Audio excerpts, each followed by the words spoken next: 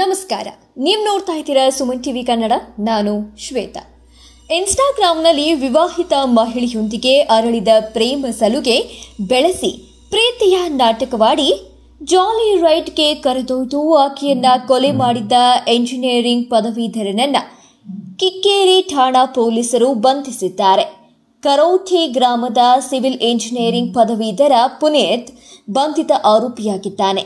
ಕೇವಲ 10 ದಿನದಲ್ಲಿ ವಿವಾಹಿತ ಮಹಿಳೆಯೊಂದಿಗೆ ಪ್ರೀತಿ ಪ್ರಯಾಣದ ಹೆಸರಲ್ಲಿ ಸುತ್ತಾಡಿಸಿ ಕೊಲೆಗೈದು ಇದೀಗ ಪುನೀತ್ ಜೈಲು ಪಾಲಾಗಿದ್ದಾನೆ.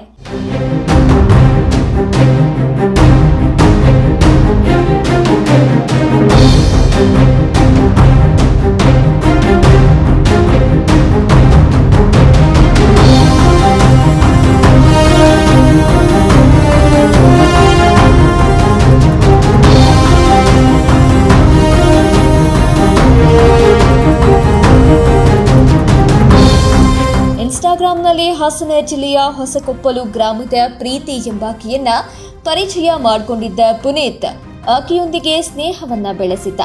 ಇಬ್ಬರ ನಡುವೆ ಕೆಲವೇ ದಿನಗಳಲ್ಲಿ ಪ್ರೀತಿ ಬೆಳೆದು ಅದು ಪ್ರಣಯಕ್ಕೆ ತಿರುಗಿದೆ. ವಿಚಿತ್ರ ಅಂದ್ರೆ ಪ್ರೀತಿಗೆ ಮದುವೆಯಾಗಿ ಗಂಡ ಮಕ್ಕಳೊಂದಿಗೆ ಆಯಾಗಿದ್ರು ಕೂಡ ಪುನೀತ್ ಜೊತೆ ಪ್ರೀತಿಯಲ್ಲಿ ಬಿದ್ದಿದ್ಲು. ಕಳೆದ ಭಾನುವಾರ ಮೈಸೂರಿಗೆ ಒಟ್ಟಿಗೆ ಕಾರ್ನಲ್ಲಿ ತೆರಳಿದ್ರು.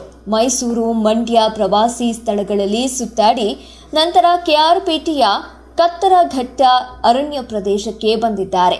ಅಲ್ಲಿ ಸಣ್ಣ ವಿಚಾರಕ್ಕೆ ಇಬ್ಬರ ಮಧ್ಯೆ ಜಗಳವಾಗಿದೆ. ಆ ವೇಳೆ ಪುನೀತ್ ಆಕೆಯ ಮೇಲೆ ಹಲ್ಲೆ ನಡೆಸಿ ಕೊಲೆ ಮಾಡಿ ನಂತರ ಆಕೆಯ ಮೇಲಿದ್ದ ಚಿನ್ನಾಭರಣವನ್ನ ದೋಚಿ ಪರಾರಿಯಾಗಿದ್ದಾನೆ.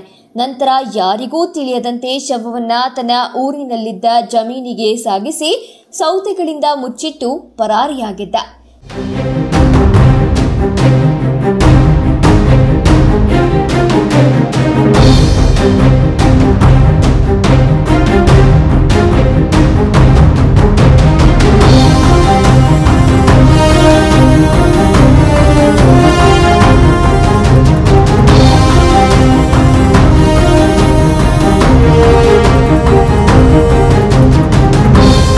ಈ ನಡುವೆ ಮನೆಯವರು ಪ್ರೀತಿ ನಾಪತ್ತೆಯಾದ ಬಗ್ಗೆ ಹುಡುಕ್ತಾ ಇದ್ರು.